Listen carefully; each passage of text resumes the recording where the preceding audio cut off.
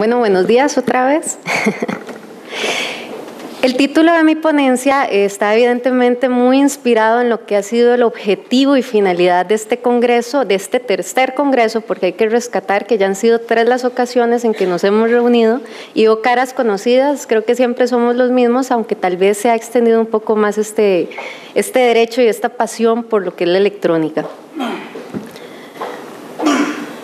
¿Cuáles son los principales problemas que he visto durante el tiempo en que me he dedicado a esta disciplina? Primero, el carácter internacional de las transacciones electrónicas. Cuando interviene Internet, la red de redes, la nube, todas estas situaciones de carácter internacional, las fronteras de los estados tienden a desaparecer. Entonces ya no estamos hablando de un derecho doméstico, estamos hablando de un derecho que tiene que trascender y que tiene que estar preparado para atender situaciones o conflictos de carácter internacional. Disparidad de legislaciones, precisamente esa es la labor a mí me gusta más llamarle un citral, no CENUDMI, pero ya ustedes me entenderán. La disparidad de legislaciones específicamente en temas de derecho mercantil moderno, como muy bien lo dijo don Francisco ahora, y en países en vías de desarrollo como el nuestro. El avance acelerado de la tecnología, de las herramientas tecnológicas, vemos cómo cada día surgen nuevas aplicaciones, nuevos servicios de la sociedad de la información. Veíamos ayer la conferencia de Teresa Rodríguez, muy interesante sobre temas que no se han hablado aquí en nuestro país, el crowdfunding, este tipo de situaciones que vienen a reconfigurar la forma en que veníamos concibiendo el derecho en los códigos decimonónicos, que pues ya está altamente superado y se encuentran electrónicamente desfasados. El desconocimiento de los operadores legales acerca del funcionamiento de las herramientas legales y tecnológicas. Hay vacíos legales, como les decía anteriormente, inexistencia de mecanismos supranacionales. Vemos que existen, está la Convención de Viena de 1980, la Convención de las Naciones Unidas para la utilización de las comunicaciones electrónicas en el comercio internacional. A ninguna de las dos está adscrita Costa Rica, entonces ahí también ya vamos perdiendo. Y el hecho de que los consumidores también se sienten inseguros, estoy hablando aquí de un derecho B2C, cuando el derecho B2B en esta materia es uno de los más trascendentales, pero también es muy importante el derecho de consumo.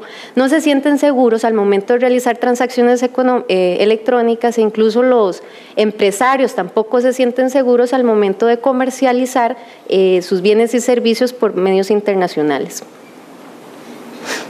A mí me gusta mucho traer aquí a colación el caso del derecho español, porque son ejemplos de diversos países que para mí han sido pioneros en la materia, que han formulado un derecho muy lindo proveniente, en este caso el derecho español, del derecho comunitario, como nos explicaba ayer muy bien don Rafael.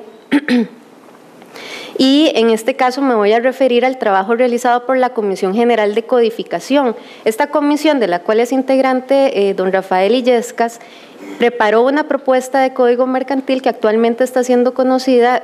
Tuvo la presencia de los más ilustres y destacados profesores, profesionales, catedráticos de derecho mercantil en esas áreas, y precisamente a don Rafael le correspondió la redacción de uno de sus capítulos, que fue el caso de contrataciones, de contratos especiales y en este caso de la contratación electrónica. Y dice, vean qué lindo lo que dice, en este capítulo se ponen en práctica, aunque no los consagre expresamente, eso lo dice en la exposición de motivos, los grandes principios de la contratación electrónica, esto de la equivalencia funcional, la neutralidad tecnológica, la inalteración del derecho preexistente, obligaciones y contratos, la libertad de pacto y la buena fe, y al mismo tiempo es absolutamente respetuoso con el escaso contenido de las directivas europeas en la materia. De igual modo, se ha inspirado en las muy difundidas leyes modelo de la CENUDMI Citral sobre contratación y firmas electrónicas de 1996 y 2001 respectivamente.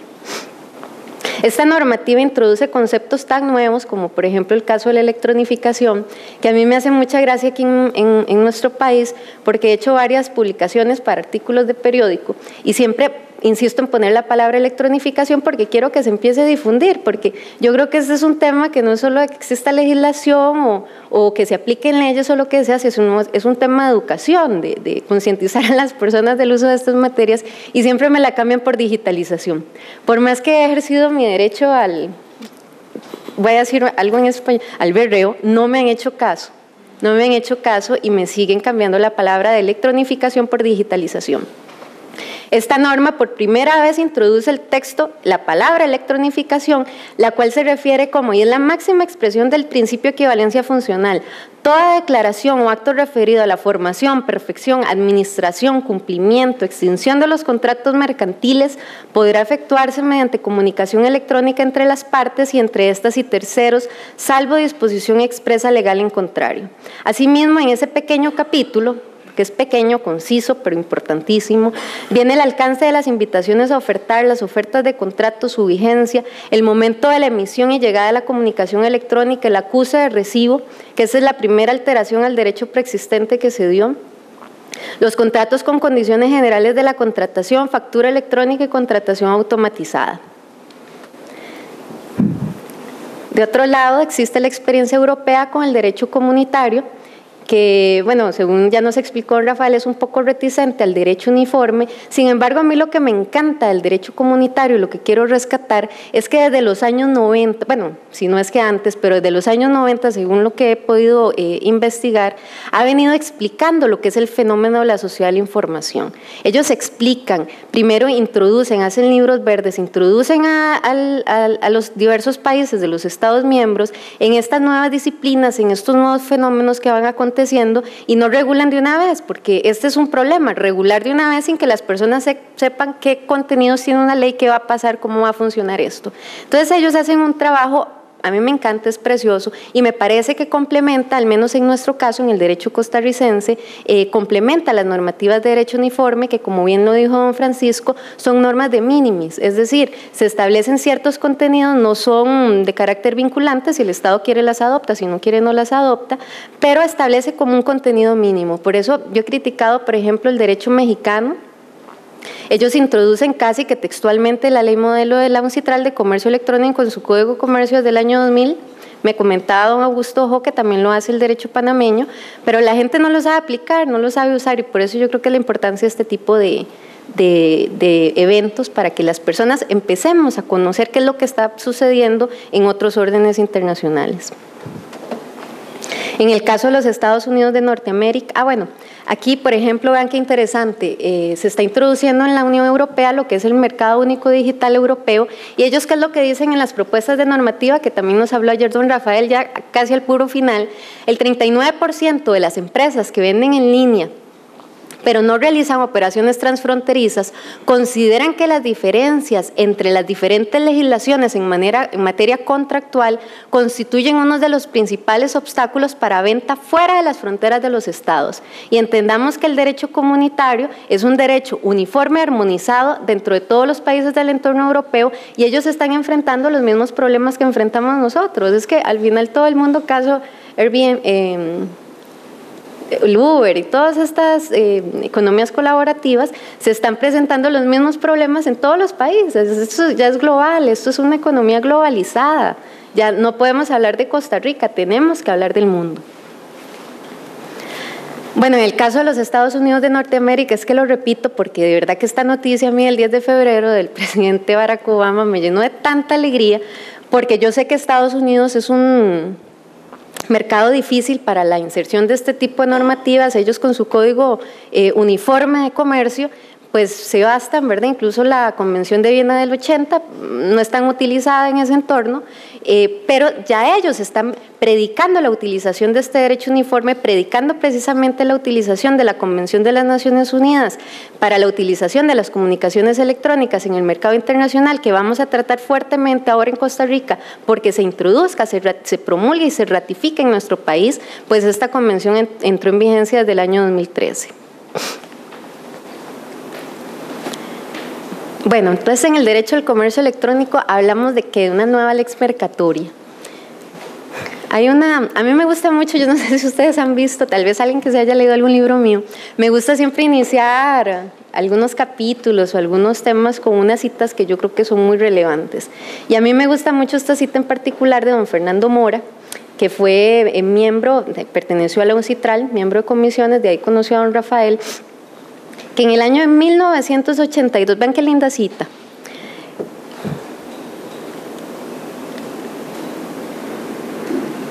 bueno, la voy a leer porque no está aquí. Dice: el punto es que esto nos demuestra que nuestro derecho comercial es producto de la historia Historia en un sentido de la evolución, es la evolución del fenómeno económico, lo que lleva a la creación o al nacimiento de normas que regulen estos fenómenos, al margen de toda creación doctrinaria, al margen de todo antecedente legislativo, al margen de todo plan impuesto por las necesidades históricas, es un sistema jurídico nuevo que no tiene antecedentes. Todo nace de la práctica, todo nace de la materia contractual, de la práctica luego se puede ir haciendo costumbres, esa costumbre es costumbre internacional, luego esas costumbres pueden ser acaparadas por las agencias formuladoras como la UNCITRAL, estampadas en guías jurídicas, en guías legislativas, luego en leyes modelo, y esas leyes modelo incluso, como en el caso que nos ocupa ahora, se pueden traducir en convenciones internacionales. Esta otra cita también me gusta mucho porque habla del gremio de los comerciantes y nos remite a los siglos XII y XIII. Y vean que estamos pasando lo mismo que pasó en los siglos XII y XIII, según lo dice don Fernando Mora. El hombre, el gremio del comerciante, ¿qué es? El hombre de mentalidad abierta, de mentalidad internacional, que viaja. Antes viajaba y lo que costaba viajar, ahora es que con un clic viajamos prácticamente, que tiene contacto con otras culturas, que sabe que el mundo no puede jamás ser reducido a su ciudad y que en consecuencia está abierto al cambio. Ese cambio es el que nosotros necesitamos ahora. Soluciones. Es que es tan fácil la solución, armonizar nuestras reglas de derecho interno, modernizarlas, para que sean capaces de enfrentar lo que plantea que el mercado del siglo XXI, estas economías diferentes, estas economías electrónicas, las plataformas, todo el auge mercantil, la dinámica negocial electrónica que se presenta hoy en día, tiene que tener algún contenido. No todo se puede regular porque yo tampoco soy muy adepta al exceso de regulación, pero sí tienen que quedar reguladas ciertos márgenes, ciertas situaciones. Bueno, ese fue el segundo punto, hacer frente a una economía globalizada, buscar opciones diferentes al derecho internacional privado. Y es que vean qué bonito el derecho uniforme, que nos viene a establecer lo que son las obligaciones, los deberes, unos principios generales, unos elementos objetivos, elementos subjetivos. Entonces, al nosotros tener normativas de este tipo, estamos llenando el derecho de fondo de manera que se cierra esa incertidumbre, esa inseguridad jurídica, se cierran los vacíos legales y que se evita el conflicto. Los sistemas de derecho internacional privado ya no son suficientes para hacer frente al mercado moderno del siglo XXI. ¿Por qué? Porque es una norma conflictual, el sistema conflictual que establecen lo único que nos da es el foro y el derecho que se va a aplicar. No es como el derecho uniforme que quiere evitar precisamente estas disputas y estas situaciones que se nos puedan presentar. Hay un futurólogo, como les decía ayer, a mí me gustan mucho estos futurólogos, Lester Tudor, que hizo un libro que hablaba de tecnología, ideología y mercado. Y un día hizo un artículo acerca del famoso caso de Uber, que lo hemos mencionado bastante, en donde yo creo que no hay que ver la legalidad o ilegalidad, es que lo que tenemos que ver es que son nuevas plataformas electrónicas que se están dando. Entonces, la ideología, para que la tecnología se asiente debidamente y podamos sacarle el máximo provecho a ella, tenemos que tener una ideología coherente y coincidente con ella. ¿Para qué? Para marchar bien en el mercado, para incentivar el desarrollo del mercado, la inserción de Costa Rica en una economía internacional moderna. Viene entonces el derecho uniforme del comercio internacional. Bueno, ampliamente, es que mejor ni me pronuncio porque después me equivoco. Y para mí esta es y lo voy a decir otra vez, otro costarriqueñismo, la pomada canaria para resolver todo. Es un derecho sano que permite una comunicación transfronteriza, nos permite hablar en el mismo idioma, es que lo que tenemos que hacer es hablar en el mismo idioma. Establece sus reglas. Por eso es que mi teoría, bueno, yo creo que ojalá que ahora sea la teoría de todos, es que si los órdenes internos de los países cuentan con una norma marco que recoja de manera técnica y adecuada formulaciones internacionales, el desarrollo del comercio electrónico, el desarrollo de nosotros como país, y no solo el desarrollo del derecho privado, derecho mercantil, civil, sino el desarrollo de muchos otros derechos. Veamos el caso que puso aquí la colega sobre contratación administrativa, es que nos invade, o sea, el derecho, estas pautas, estas guías que nos da la UNCITRAL no solo van a servir para completar el derecho mercantil, el derecho privado, no. Sirven para completar todos los órdenes normativos, desde el derecho penal con los famosos delitos informáticos que están un poco mal planteados técnicamente. Si queremos ajustarnos a un lenguaje muy técnico, están muy mal planteados. De la reforma que se hizo al Código Procesal Civil, creo que es el artículo 11, habla de los medios de prueba, tampoco se ajusta a los parámetros internacionales, a esta técnica legislativa que tenemos que seguir y que tenemos que respetar. ¿Para qué? Para hablar todos el mismo idioma. Esta es una cita que hizo don Rafael en el libro que yo aprendí, fue a través del que yo aprendí Derecho Uniforme y fue el libro a través del que aprendí también Comercio Electrónico, que es el que nos hizo el honor de publicarlo acá en Costa Rica. Y bueno, después yo les paso la filmina porque sí es un poco larga. Entonces, ¿por qué el comercio electrónico necesita legislación o regulación particular? Durante muchos años, y les hablo, bueno, me encontré un libro de Santiago Muñoz Machado que hablaba de el derecho de Internet, poder y derecho en la red. Muy lindo, es un libro precioso, vasto, muy interesante. Entonces él decía, bueno, miren, pero es que si la Internet es libre, ¿cómo la vamos a regular? Entonces apostaba por varias teorías. Uno, de dejar el libre arbitrio las tecnologías de la información.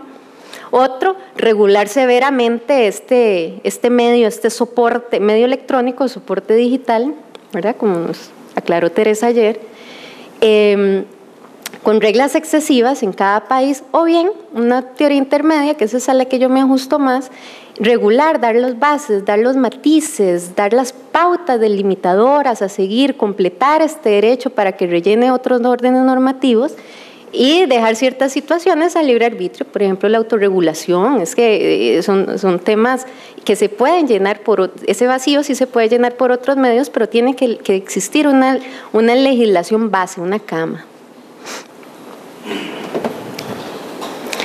Entonces,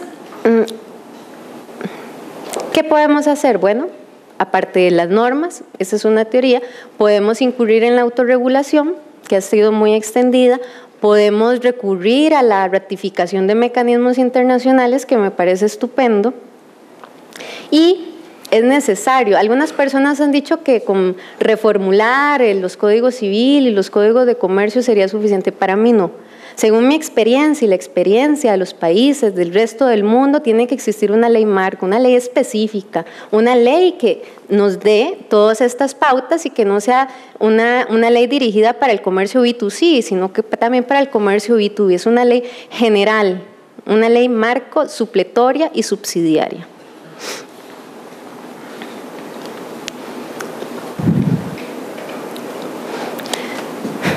Entonces, por ejemplo, bueno, ya ustedes todos lo conocen, este sí es un término muy difundido aquí en Costa Rica, la sociedad de la información, como les decía, ampliamente recordada, incluso por otros futurólogos, Alvin y Heidi Toffler, que también en los años 90 hablaban de la revolución de la información, la tercera ola. Entonces, esta es la revolución de la información, se ha visto ya un poco superada. Viene la convergencia, en donde estamos hablando de la capacidad de diferentes plataformas de red de transportar tipos de servicios esencialmente similares, o lo que se decía en los años 90, porque es que cuando es de electrónica uno no sabe qué va a pasar mañana, dice que es la aproximación de dispositivos de consumo tales como el teléfono, la televisión y el ordenador personal.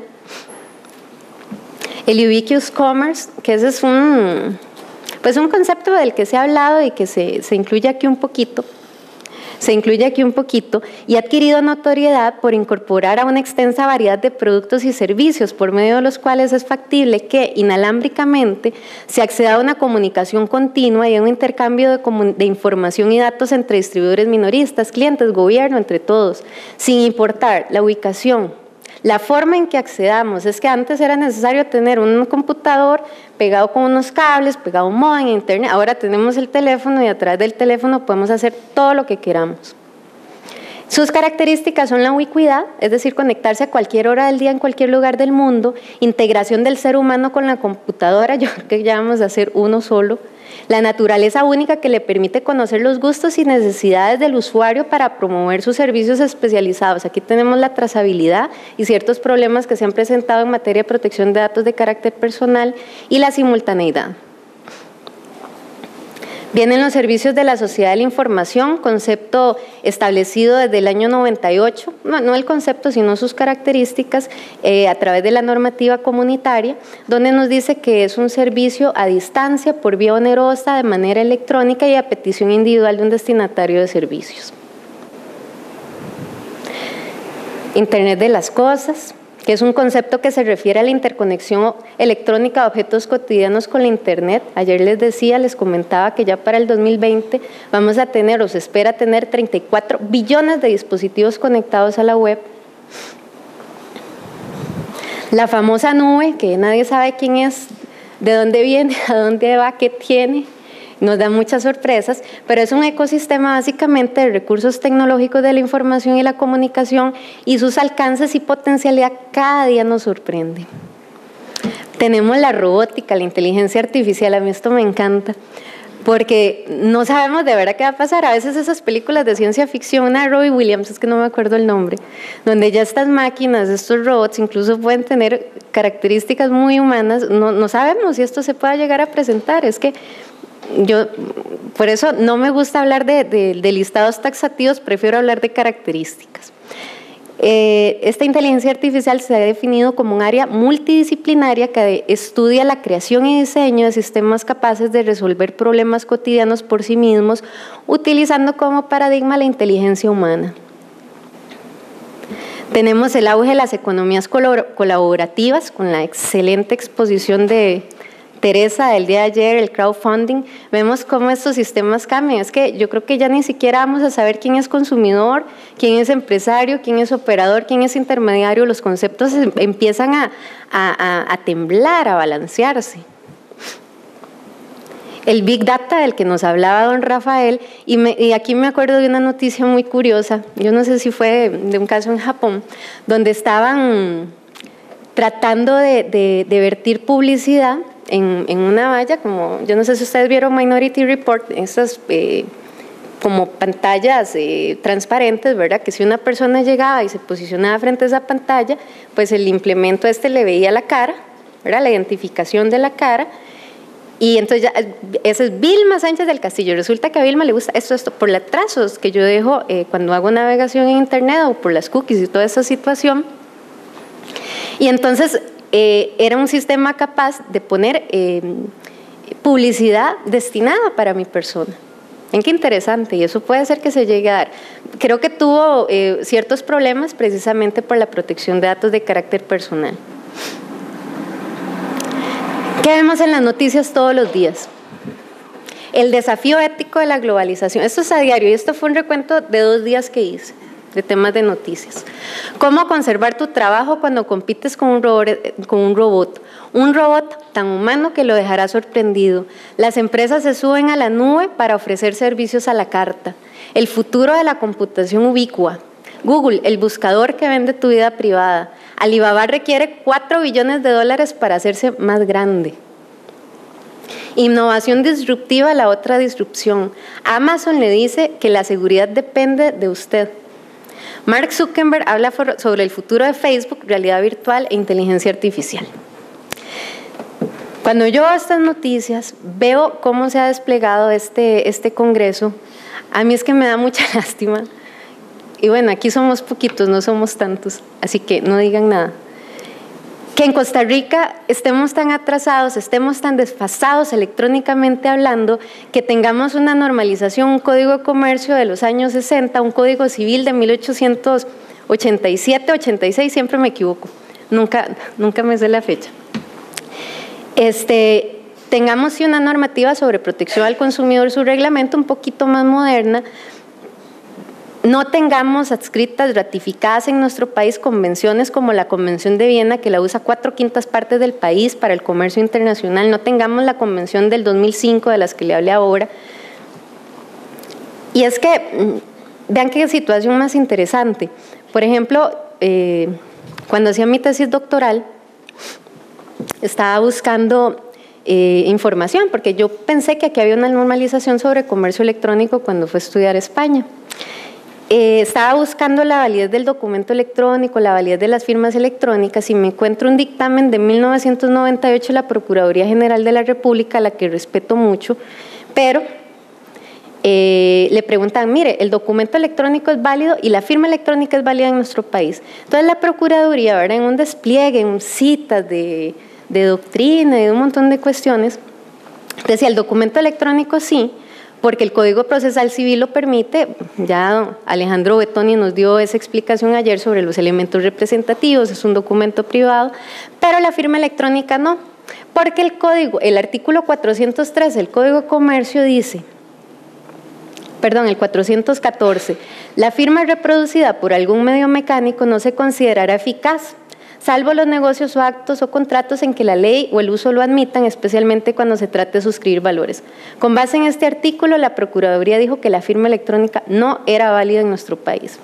Y el artículo 413, contratación entre ausentes, que a mí me gusta más llamarla contratación a distancia, dice que, y ustedes me van a decir, los contratos que por disposición de la ley deban consignarse por escrito, llevarán las firmas originales de los contratantes. Las cartas, telegramas o facsímiles equivaldrán a la forma escrita siempre que la carta o el original del telegrama o el facsímil estén firmados por el remitente o se pruebe que han sido debidamente autorizados por él. Para mí aquí estaba la autorización de la firma electrónica en nuestro país, totalmente. Luego surge la ley 8454, a la que no me voy a referir mucho, que es la ley de firma digital. También Alejandro habló de ella y ahora don Rafael va a hacer mención sobre ciertos problemas que tiene, términos, se hace mención del valor equivalente, de la equivalencia funcional, aunque con una técnica no muy acorde a los parámetros de la UNCITRAL. Creo que cuando uno hace una ley así es mejor copiar el texto madre y ratificarla de esa manera, pero en fin, ahora nos van a ilustrar ellos con esto. Luego surge también la Ley General de Aduanas, las reformas que se hacen en el año 2003, importantísimas, porque ya vienen a ratificar la firma electrónica por primera vez y antes de la Ley de Firma Digital en nuestro país. La Ley General de Telecomunicaciones, que me gusta mucho porque esta sí es más técnica, nos habla de ciertos conceptos como la neutralidad tecnológica, la protección de datos, la definición de convergencia, de red de telecomunicaciones, de redes privadas, de redes públicas de telecomunicaciones, de servicio de información, de sociedad de información, de telecomunicaciones, e incluso introduce una mención de comunicaciones no solicitadas, que es prácticamente una copia del artículo 13, creo que es de la Directiva 2002/58, sobre la privacidad de las comunicaciones electrónicas en el mercado interior, que es de la Unión Europea.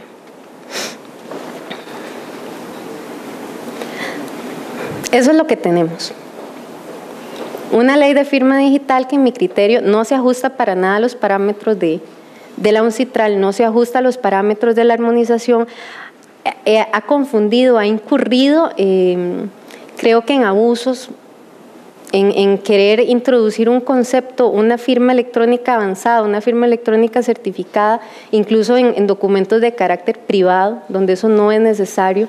¿Por qué? Porque por el principio de no repudio, por la equivalencia funcional, no se negarán validez ni efectos jurídicos a un documento por el hecho de encontrarse en un formato electrónico. No podemos hacer esto. ¿Cuáles son mis objetivos al momento de dictar o de haber hecho esta ley, el proyecto de ley 19.012 que se conoce actualmente en la Asamblea Legislativa y está rezagado? Ahora les cuento por qué. Introducción a la normativa costarricense de las prescripciones vertidas por el DUCI.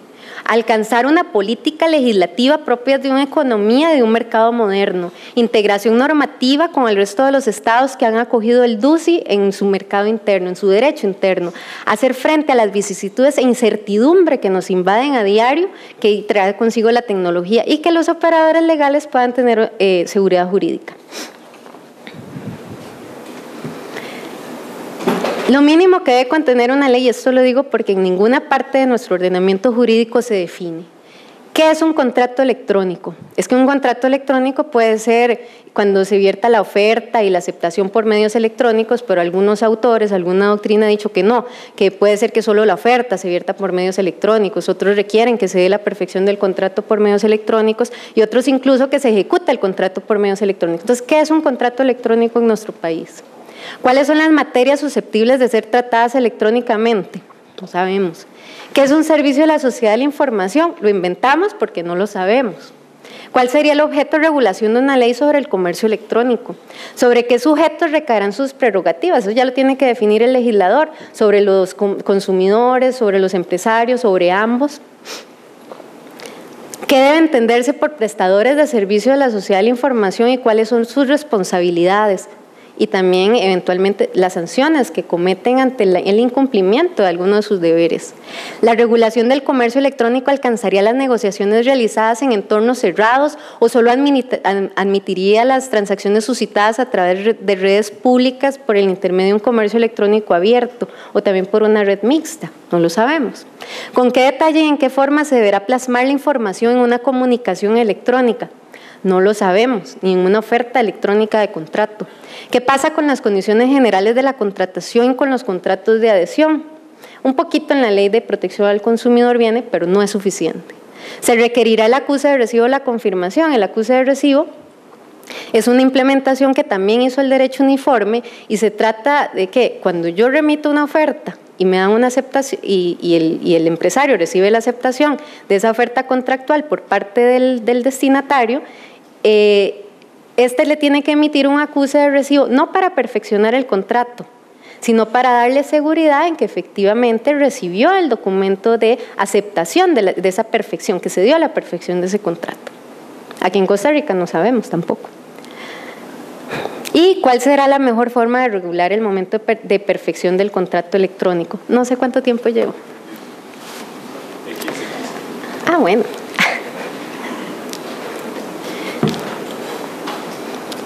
Entonces aquí quiero caer en lo que es el proyecto de ley 19.012. Ayer don Otto Rivera hablaba de la tropicalización de conceptos. A mí no me gusta este término tropicalización porque en realidad no es tropicalización y les voy a contar cómo fue que se estructuró esta normativa. En primer lugar, se tomó en cuenta el derecho uniforme del comercio internacional, las prescripciones que al respecto dio la Ley Modelo de Comercio Electrónico, la Convención de las Naciones Unidas sobre la utilización de las comunicaciones electrónicas en el comercio internacional, porque está bien establecer alguna modificación a la Ley Modelo, especialmente en la utilización del tecnicismo mensaje de datos. Yo ahora con don Rafael, ¿verdad? Porque él fue el que me informó eso en realidad. Se prefiere utilizar el término o la mención a comunicación electrónica, no mensaje de datos, y esto es precisamente de lo que también nos habla la Convención de 2005. Posteriormente también fueron utilizadas las nociones sobre derecho comunitario, sobre derecho español, que en mi criterio vienen a complementar el derecho uniforme del comercio internacional. ¿Por qué? ¿Y por qué me gusta tanto el derecho uniforme y el derecho español que se basa en el derecho en el derecho comunitario, pero que lo desarrolló más?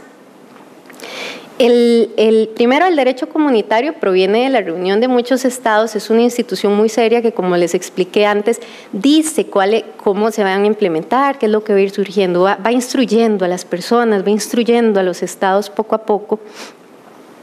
Y que también yo creo que fue muy acertada al momento de emitir su ley de comercio electrónico en el año 2002, la ley 34/2002 de Servicios de la Sociedad de la Información, conocida como la ley de comercio electrónico porque se adelantó a otras normativas. Entonces, con base en esto, así fue estructurado este modelo, y no es tropicalizar, sino que lo que hice fue ajustarlo a la política legislativa que tenemos nosotros, sobre todo en materia de perfección del contrato y en materia de invitaciones a contratar, porque para nosotros, según nuestra normativa, sí son permitidas las invitaciones, las ofertas de contrato al público. En cambio, en el derecho europeo y en el derecho, bueno, ahora ya en el derecho uniforme, estas sí se consideran invitaciones a ofertar. Pero ciertos cambios, ciertos matices, ciertos acomodos, no tropicalizar, sino ajustarla a ajustarla, porque también yo no creo que sea bueno copiar un derecho por copiarlo. Hemos tenido malas experiencias cuando los costarricenses o algún legislador o algún loquillo como yo ha insertado alguna ley y nada más la copia. Eso no se puede. Tenemos que adaptarla a nuestras necesidades, a nuestra trayectoria, a nuestros usos, costumbres, a nuestra realidad costarricense, pero no hay que inventar el agua tibia porque ya está inventada. El derecho español, por ejemplo, y el comunitario vienen desde hace muchos años implementando este tipo de derechos, se han dado vastas reformas, entonces todas esas reformas fueron acogidas. ¿Por qué? Porque el mercado es único, el mercado es mundial, estamos globalizados, los mismos problemas que tiene un país desarrollado los tenemos nosotros y dobles. Objeto y ámbito de aplicación. El objeto de la presente ley, estos son de los artículos más importantes que tiene una normativa, es la regulación de los servicios de la sociedad de la información, servicios electrónicos, en lo concerniente a las obligaciones y responsabilidades de los prestadores de aquellos servicios, el régimen jurídico de las ofertas electrónicas de contrato, de las invitaciones electrónicas a ofertar, de las comunicaciones comerciales electrónicas, de los contratos electrónicos, de los códigos de conducta y de los medios electrónicos de resolución de conflictos que aquí en este país no están abordados. Sin embargo, la ley de solución alterna de conflictos y promoción de la paz social, creo que es el artículo 56, sí lo acepta, hay cierto margen ahí de actuación. Bueno, y con la ley de arbitraje internacional, copia de la ley modelo de arbitraje internacional de la UNCITRAL, que es la única que tenemos, pero que no hace mención al derecho uniforme, sino que simplemente fue incorporada a nuestro derecho interno, habla del mensaje de datos. Sigue diciendo ese artículo, las disposiciones contenidas en esta ley se entenderán sin perjuicio de lo dispuesto en otras normas que tengan como finalidad la protección a la salud, seguridad pública, el régimen jurídico de la contratación civil y mercantil, el régimen de tutela de los consumidores y usuarios, el régimen tributario aplicable a los servicios de la sociedad de la información, la protección de datos de carácter personal, las normas referidas a telecomunicaciones y la normativa reguladora de defensa de la competencia. En el artículo 2 me di a la labor de incorporar este término de electronificación que me lo han querido quitar en la Asamblea Legislativa porque no se entiende, no lo entienden. Copiado de la redacción de don Rafael Illescas, incorporado en la propuesta de reforma al Código Mercantil Español. Con base también en el derecho uniforme y cuando hice mi tesis doctoral, pues me di a la labor de criticar la ley 34/2002 de comercio electrónico española, pero no es criticar por criticar, sino que a mí me gusta hablar y dar soluciones, porque yo creo que de eso se trata el derecho, de dar una mejor solución. Entonces habían situaciones que yo observé en ese momento y que las incorporé también en esta normativa.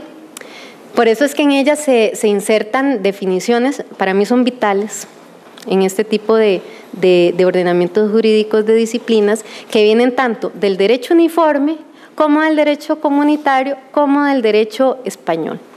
Por ejemplo, no se las voy a leer, nada más se las voy a mencionar. Comunicación electrónica, iniciador, pero de la comunicación electrónica, destinatario de la comunicación electrónica, documento electrónico, firma electrónica y firmante son las razones por las que el proyecto de ley está varado en la Asamblea Legislativa. Porque como existe una ley de firma digital, cuyo concepto, espero que ahora don Rafael nos lo destroce,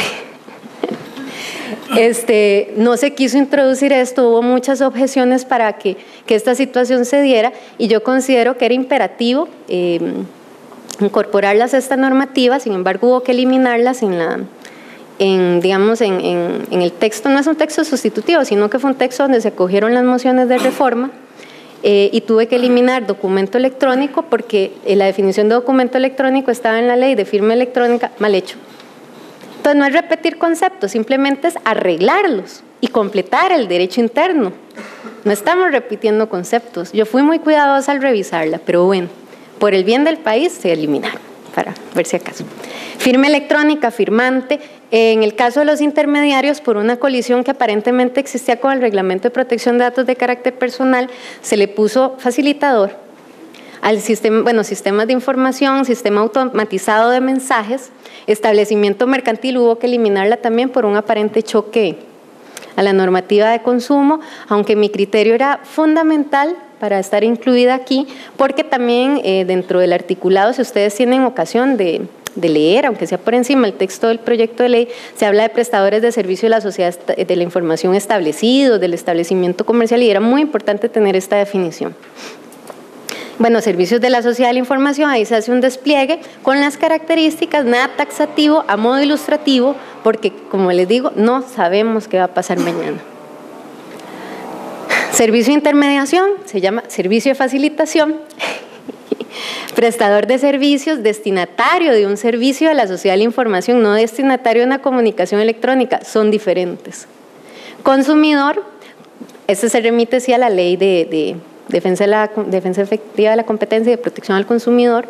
Comunicación comercial electrónica, que esa fue mi tesis doctoral, entonces yo me permití incorporar mi propia definición de comunicación comercial electrónica, publicidad por internet, para que lo entiendan. Contrato electrónico y correo electrónico y contratación a distancia para ya superar esa famosa contratación entre ausentes que se da por carta, por telefax, que yo creo que ya eso ni existe, el facsímile, telégrafo y todas esas cuestiones de las que hablaba nuestro Código Mercantil y nuestro Código Civil.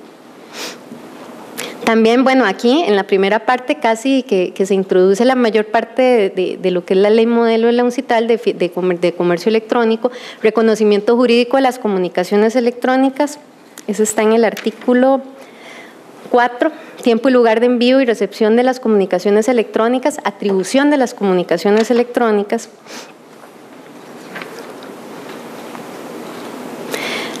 Responsabilidad de los prestadores de servicio de la sociedad de la información. Aquí nuestro ordenamiento es nulo en este sentido. Y la misma Comisión Nacional de Protección al Consumidor así lo ha dejado entrever en sus disposiciones. Entonces, este capítulo es fundamental para nosotros. Obligación de información, hay obligaciones de carácter general, de carácter específico, precontractuales, contractuales, postcontractuales, hay de todo. Se habla ya de los códigos de conducta, mecanismo de autorregulación indispensable en la electrónica, en la contratación electrónica y en todo lo que tenga que ver con la electrónica. Solución extrajudicial de conflictos electrónicos.